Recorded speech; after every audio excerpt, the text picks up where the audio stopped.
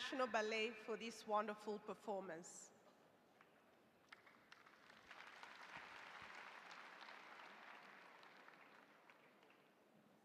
Your Excellency, President Kagame, it is now my honor to invite you to deliver your remarks.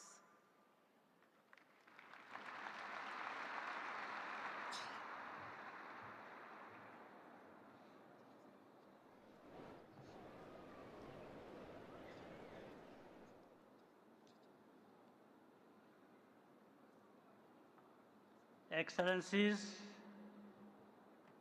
heads of state and government and first ladies, Excellencies, heads of delegation, Excellencies, former heads of state and government, Excellency Chairperson of the African Union Commission, heads of international organizations, leaders of Rwanda's highest institutions, members of the diplomatic corps, friends of Rwanda,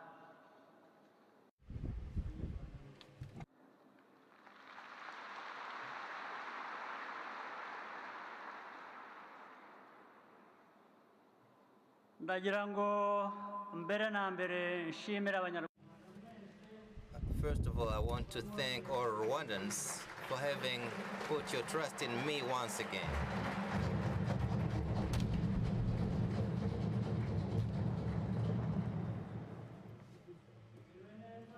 Hello everyone, how are you?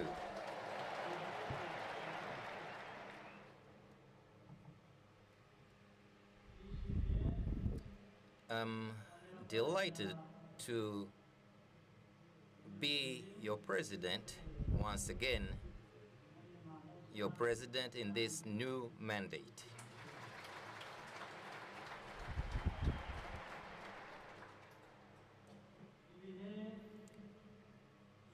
The campaign and the elections were an opportunity for all of us Rwandans to be happy, which testifies to the fact that we were really excited. Millions of Rwandans participated in campaign activities, and almost all of them voted.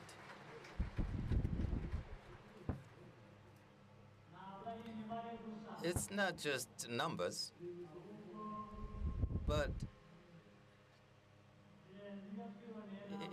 it goes beyond what we saw with our own eyes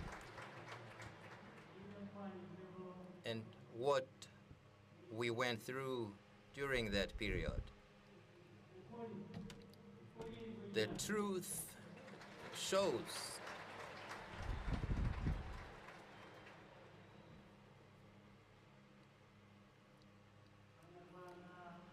Rwandans, we showed once again how united we are and our common objectives to determine our own destiny.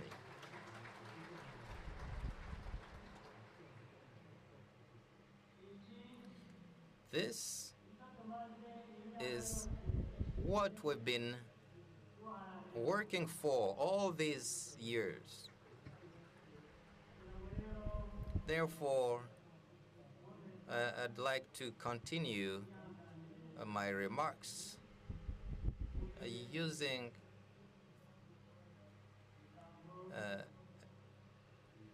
a language that many of our guests understand.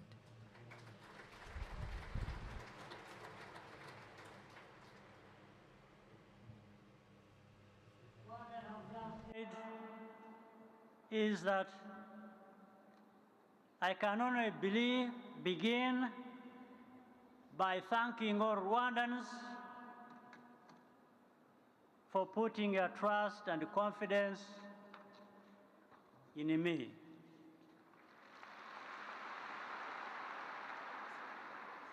It is an honor to serve as your president for another term.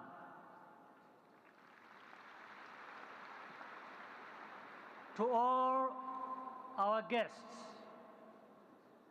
friends, and partners from near and far, your presence on this important day is very deeply meaningful and greatly appreciated.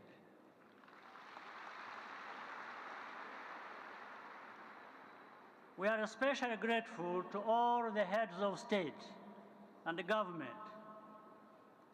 who have joined us or sent representatives.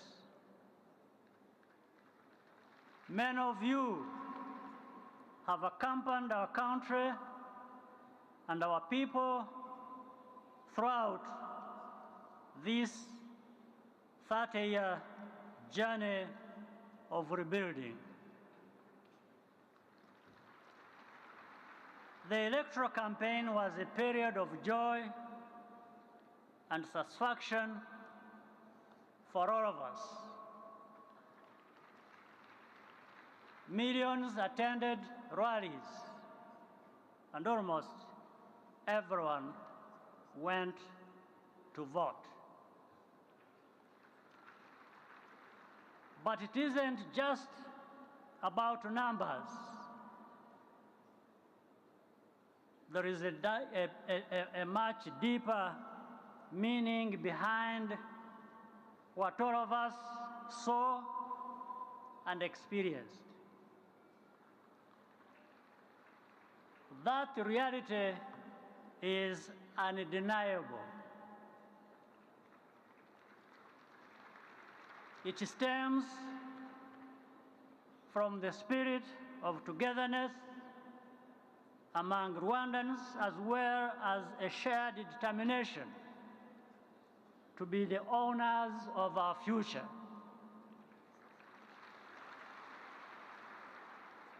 This is exactly what we have been working for all of these years. Rather than leaving behind new divisions to be healed, our political process is designed to renew and deepen our unity.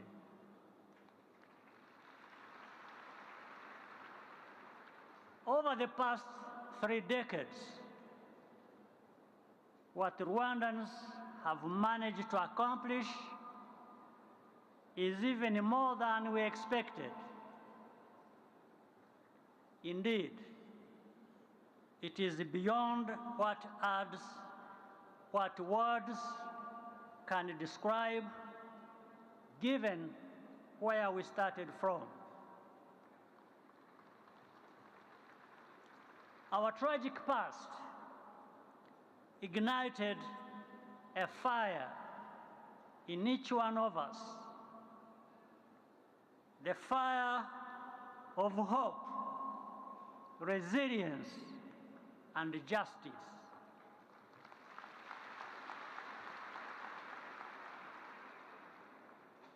This is who we have become as Rwandans. In this year, 2024, the intersecting crises that define our region and our world continue to create uncertainty and distrust as a result of unaddressed inequalities and double standards. Peace in our region is a priority for Rwanda. Yet, it has been lacking, particularly in eastern DRC. But peace cannot be delivered by anyone from anywhere, no matter how powerful, if the party most directly concerned does not do what is needed.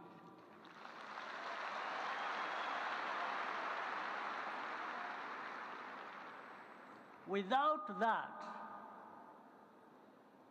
the sincere mediation efforts by the mandated regional leaders cannot work as intended.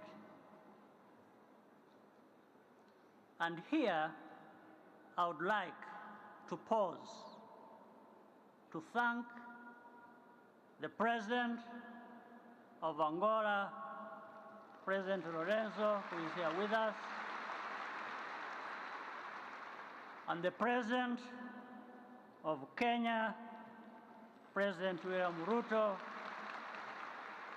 among others, for everything they have done and continue to do.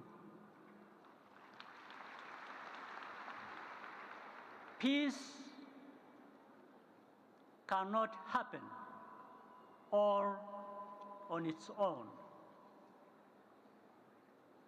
We all have to do our part and the right things in order to achieve and sustain peace.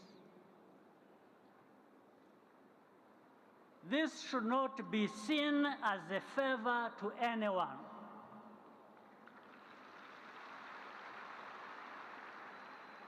For anyone to do what is needed, for everybody to have peace and have their rights, can't be a matter of favors being dished out to people. It's an obligation. In the end, when it doesn't happen, that's why people stand up and fight for it.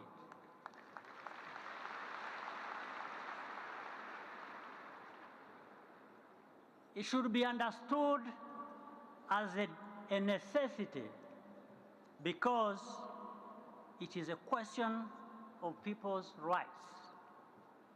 And there cannot be real peace if those rights are not respected. You can't wake up one day and decide to deny whoever you want their citizenship right and expect to get away with it.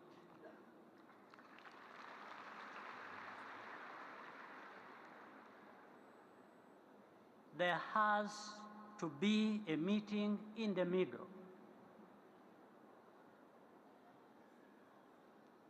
There has to be a compromise. This is a time to reflect on the kind of world we want our children to live in.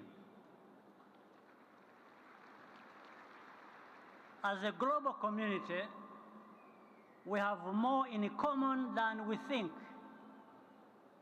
And within us, we always have the tools to repair, to renew, and to reset.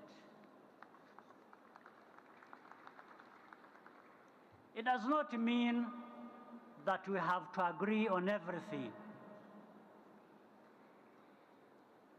But we must respect each other's choices, all of us, doing the best we can in our unique contexts. There is no longer room for the powerful to impose their vision about how others ought to live.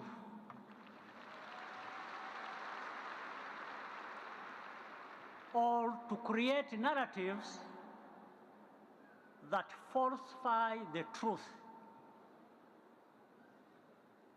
This must always be resisted,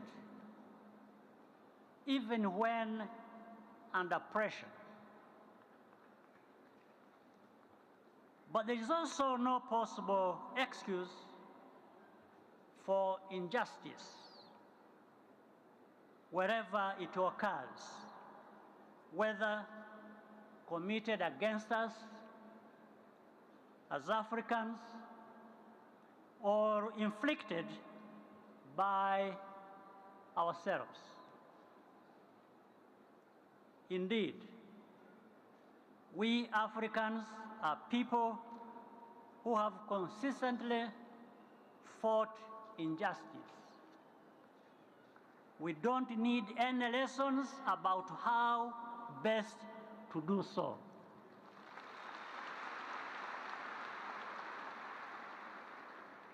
And we must all humbly acknowledge the necessity to adapt our political and governance systems to our specific conditions and the expectations of our citizens. Like everyone else,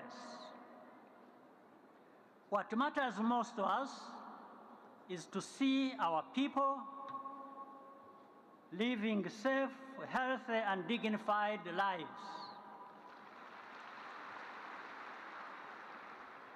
This is imperative,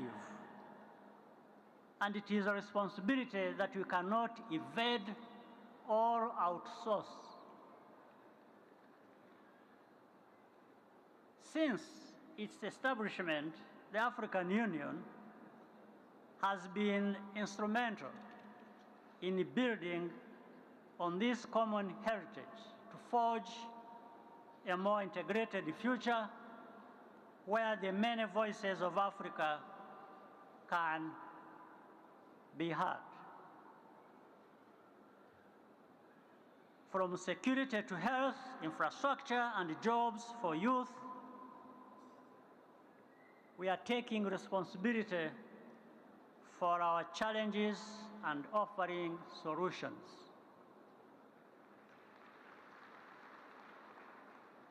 That is the mindset that brings us closer together and creates positive change over time for everyone.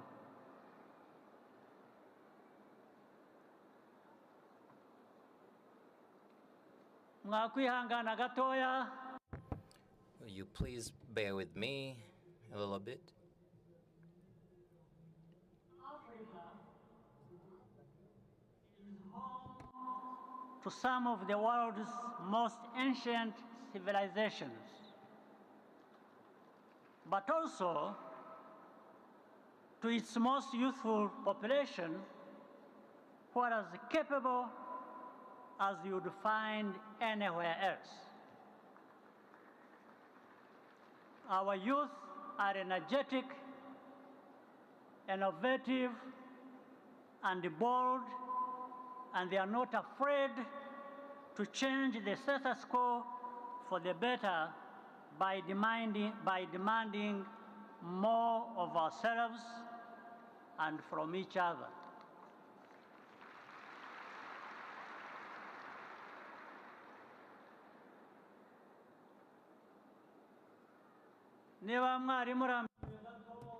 If you were being bored a little bit, let me switch back to Kinyarwanda.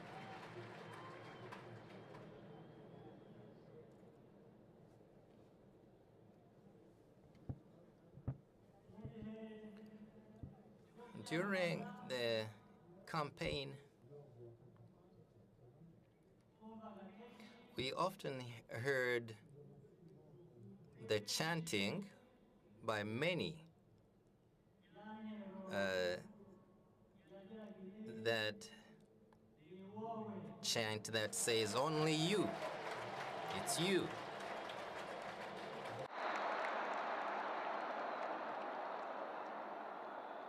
ariko mu by'ukuri But to tell the truth, it's not just me. It's not only me. Rather, it's you and it's all of us together. Together.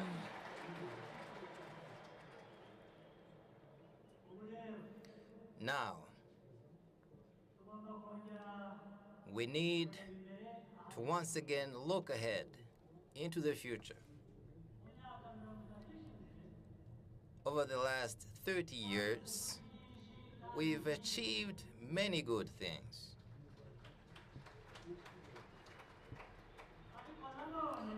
But again, there's still a long way to go. But we will achieve more in the coming years.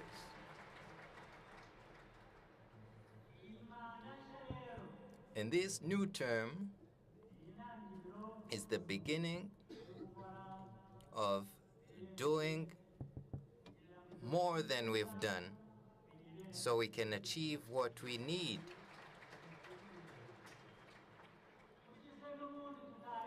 Why not go beyond what we've achieved anyway?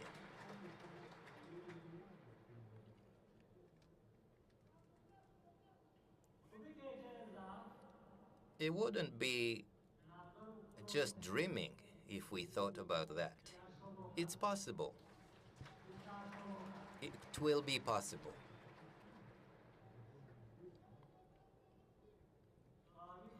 We can do it, and we will do it.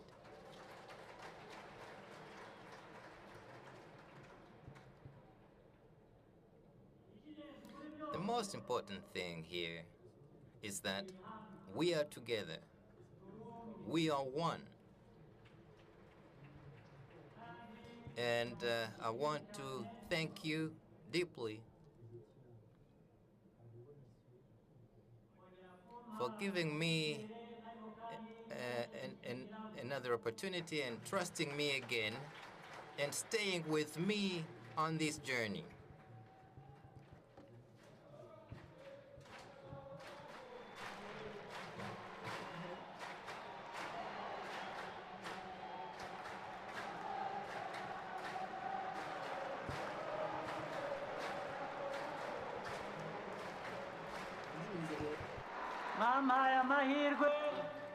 You gave me an opportunity by trusting me to allow me to serve you and to serve with you, to partner so we can achieve all that we want.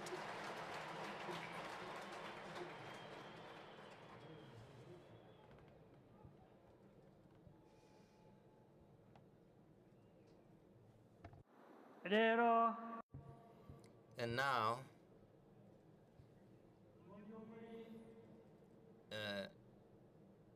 truly speaking, there's a lot that we need to keep working on together. And that trust in me is the same here. I have the same trust in you. 30 years, our country has been good work in progress. This new mandate means the beginning of even more hard work.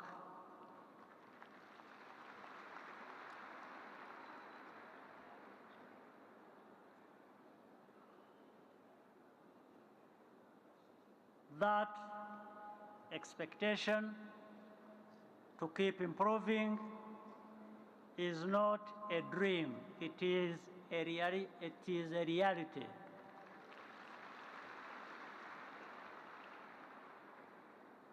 We can do it, and we will do it.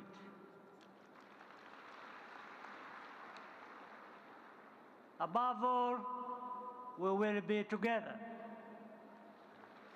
And I thank you once again for renewing the privilege to serve our country. May God bless Rwanda, Africa, and all of us Africans. Imana ibahe. May God bless you always.